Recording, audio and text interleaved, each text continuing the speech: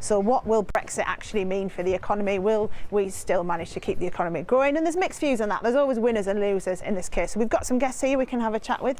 First of all, Kate Hardcastle, our retail expert. Kate, tell us a bit about what you think is going to happen with this figure today and what it means. Well, it's really interesting that consumers, being so dynamic as we are, have almost saved the day. You know, we're out spending, but we're spending in a different way, Steph. We're embracing discount, we're embracing own brand. And that means that if prices are going to rise, things are going to get a bit tighter, we're not necessarily going to stop buying things, but we'll start buying alternatives more so that we can save any disposable income to spend on what we want.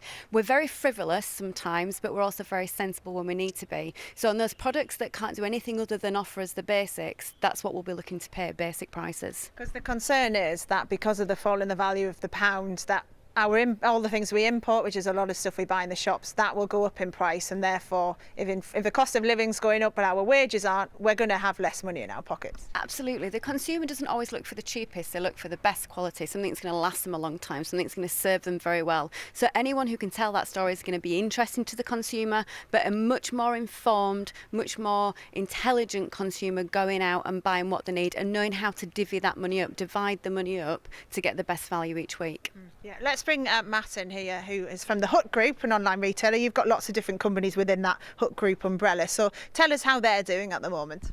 Yeah, I mean, we've been a reasonably good winner out of the recent currency changes and from Brexit, but we perceive that to be quite short term. So, you know, there are other factors that will come into play over the next sort of 1 to 2 years, and so for us we need to make a lot of investments to try and make sure we're going to be efficient and ahead of the game, because, you know, we operate on a global scale. So what do you think is going to be the biggest challenge then? I think commodity prices for people who manufacture. We're a big manufacturer ourselves, so you'll see commodity prices become more expensive because obviously the currencies become weaker. We manufacture in the UK. So basically it's costing you more to get your raw materials from abroad? Yeah, that's correct. Now we can offset that because we actually ship our products abroad as well. So with 70% going overseas, you know, you can manage your way around that. But it does mean it's going to be a volatile time, and talent as well, where people go, because, you know, of changes now being outside of Brexit.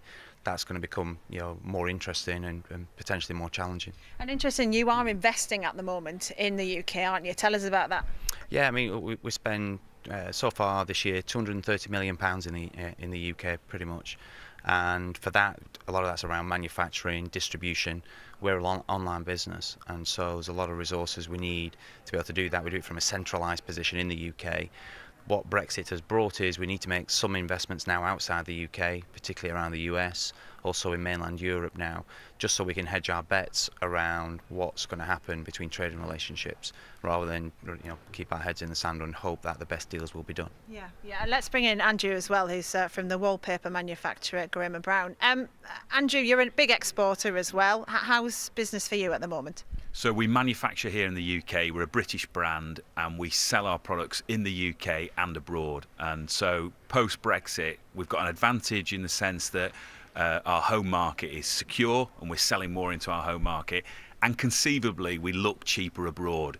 So there's a couple of advantages there. But as Matt says, we are seeing raw material price increases coming into the business. So how do you feel about the future?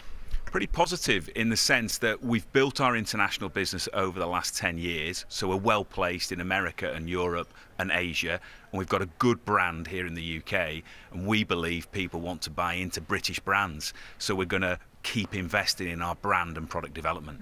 It's nice to end on an optimistic note. Thank you very much, guys, for coming in this morning, and that's it for me today.